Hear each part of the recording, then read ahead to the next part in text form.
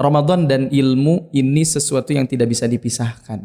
Karena untuk mendapatkan Ramadan yang berkualitas, tentu kita perlu menyiapkan ilmu.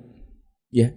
Kita tahu apa yang pernah disampaikan oleh Imam Syafi'i misalkan, kata beliau, man arada dunya fa'alaihi bil ilmi, siapa yang pengen dunia ada ilmunya. Wa man arada al akhirata fa'alaihi bil ilmi, pengen akhirat juga ada ilmunya. Wa man aradahuma fa'alaihi bil ilmi, siapa yang pengen keduanya ada ilmunya. Termasuk tatkala kita menghadapi bulan Ramadan, tentu memerlukan ilmu. Maka perlu untuk menghadapi Ramadan ini kita membekali diri kita dengan ilmu. Ya, karena kebaikan itu akan diberikan oleh Allah bagi mereka yang berusaha untuk berilmu.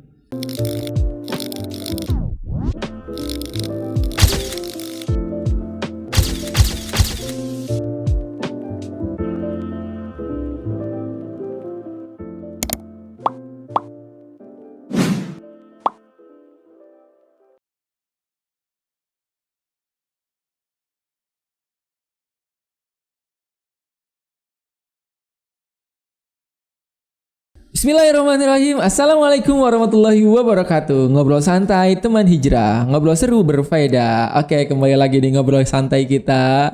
Dan masih membersamai teman-teman semua di bulan suci Ramadan yang penuh dengan keberkahan. Nah, hari ini kita akan lanjutin lagi bahasan-bahasan kita nih, Ustaz, ngobrol-ngobrol santai kita tentang Ramadan.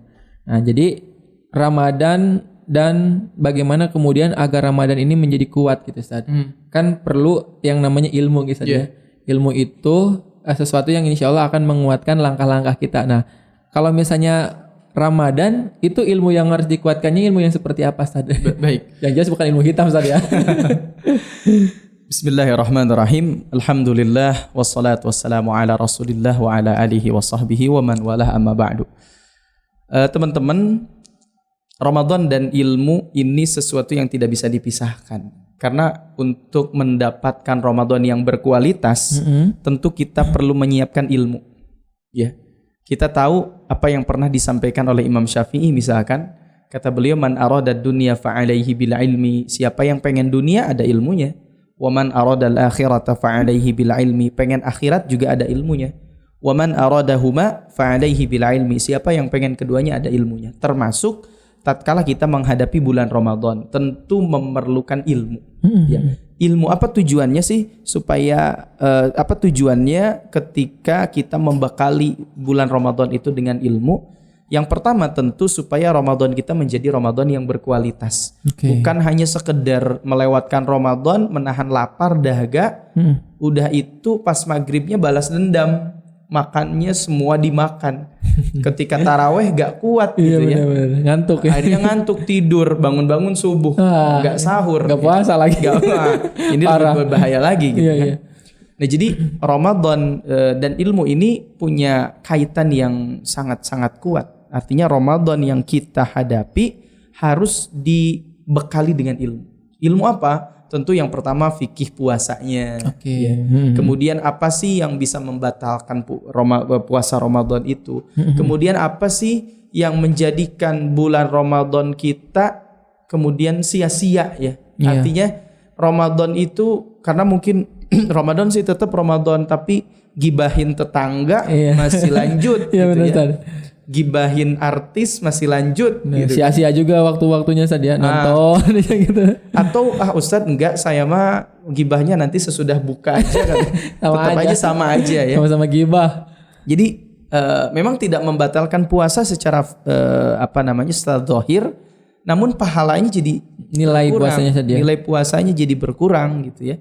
Maka disebutkan dalam beberapa hadis maka sia-sia orang yang berpuasa, mereka yang tidak bisa meninggalkan qaulaz zur.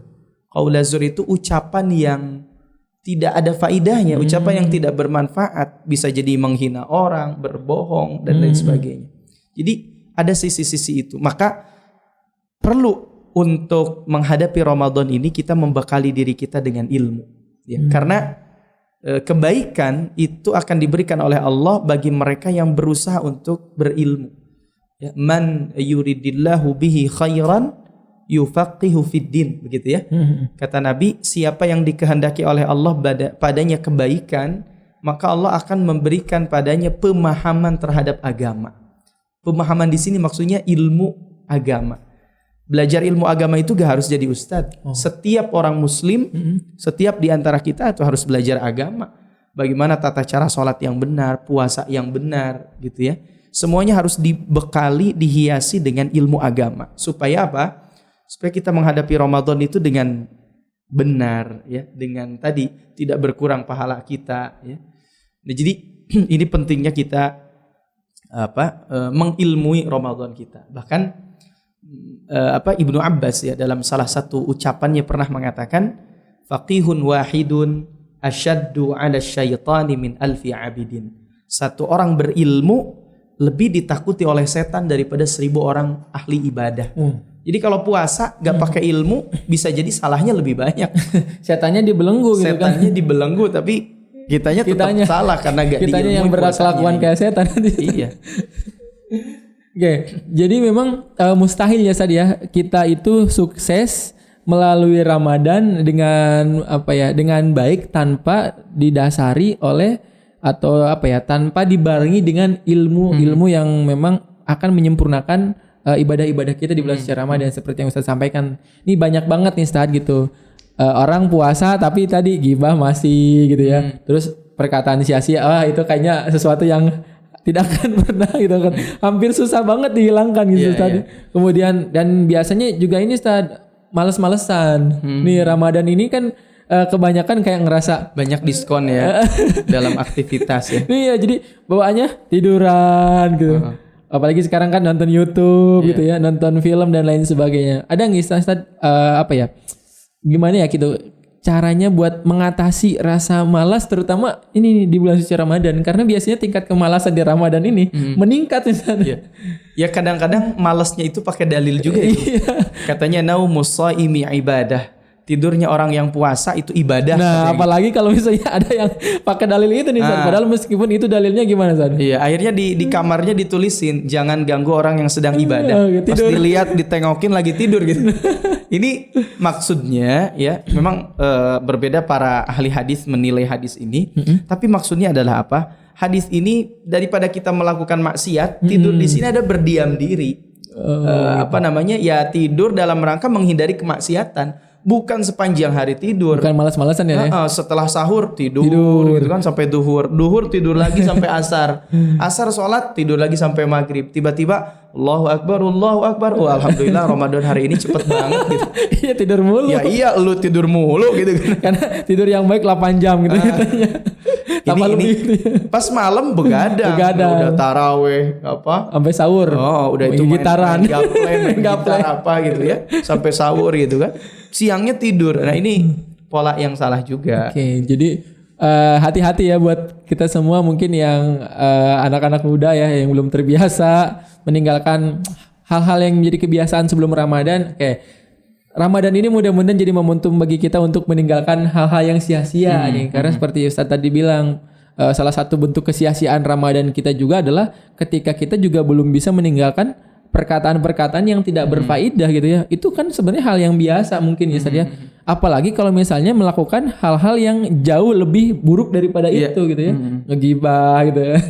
Atau lain-lain sebagainya dah. Ya aktivitas-aktivitas yang lain. Jadi hati-hati ya, mudah-mudahan nih Ramadan tahun ini tentunya kita selalu mengingatkan nih buat teman-teman semua, jadikan Ramadan ini adalah Ramadan terbaik untuk kita karena belum tentu ya Ustaz tahun selanjutnya kita masih bertemu dengan Ramadan.